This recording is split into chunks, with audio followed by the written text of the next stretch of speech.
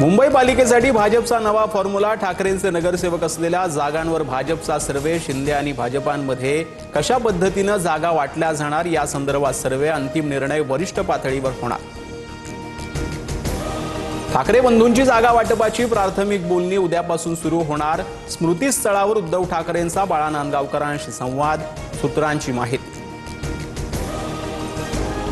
शिवसेना प्रमुखांना ठाकरे बंधूंकडून अभिवादन। 11 वर्षांनंतर उद्धव ठाकरे, राज ठाकरे बाळासाहेबांच्या स्मृतीस्थळी एकत्र। ठाकरेंच्या शिवसेनेचे उपनेते अद्वै हिरेंचा पक्षाला रामराम। उद्या भाजपात प्रवेश करणार। नाशिकमधील समीकरण बदलण्याची शक्यता। विधानसभेत हिरेंनी दादा भुसेंना आव्हान दिलं। भाजपनं पक्षप्रवेशाला स्थगिती दिलेल्या काशीनाथ चौधरींची उद्या पत्रकार परिषद। भूमिका जाहीर करणार। पालघरमधल्या साधूंच्या हत्या प्रकरणात चौधरींवर आरोप।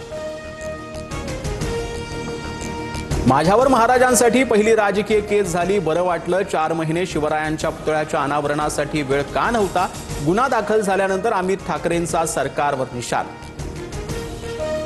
माझ्या मुलाचा मला अभिमान। शिवपुतळा अनावरणावरून अमित ठाकरेंवर झालेल्या कारवाईनंतर शर्मिला ठाकरे स्पष्टच बोलल्या। तर 1800 कोटींचा जमीन घोटाळा पण गुन्हा दाखल नाही। पार्थ पवार प्रकरणावरून साधला निशाण।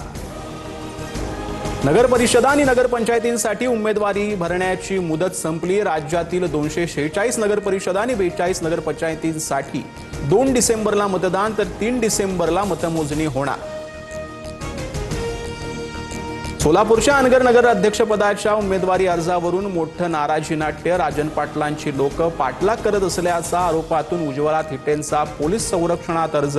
तर नगरपंचायतीत भाजपच्या 17 पैकी 17 जागा बिनविरोध। सुनील तटकरेंनी समोर बसून विकास कामांवर चर्चा करावी। मंत्री भरत गोगावलेंचं आव्हान। महाडमधील विकास कामांवरून तटकरेंनी प्रश्नचिन्ह उपस्थित केलं होतं। हिंजवडीतील तन्वी साखरे अपघात प्रकरणी फरार डंपर चालक अटकेत। तर पोलिसांनी अवजड वाहनांवर नियंत्रण ठेवणं आवश्यक, या दृष्टीनं उपाययोजना करणं गरजेचं। सातत्यानं होणाऱ्या अपघातांच्या पार्श्वभूमीवर खासदार सुप्रिया सुळेंचं ट्विट। माझी लाडकी बहीण योजनेतील लाभार्थ्यांना ई-केवायसीसाठी 31 डिसेंबरपर्यंत मुदतवाढ। मंत्री आदिती तटकरे यांची ट्विट करत माहिती। योजनेच्या लाभाची सातत्यता।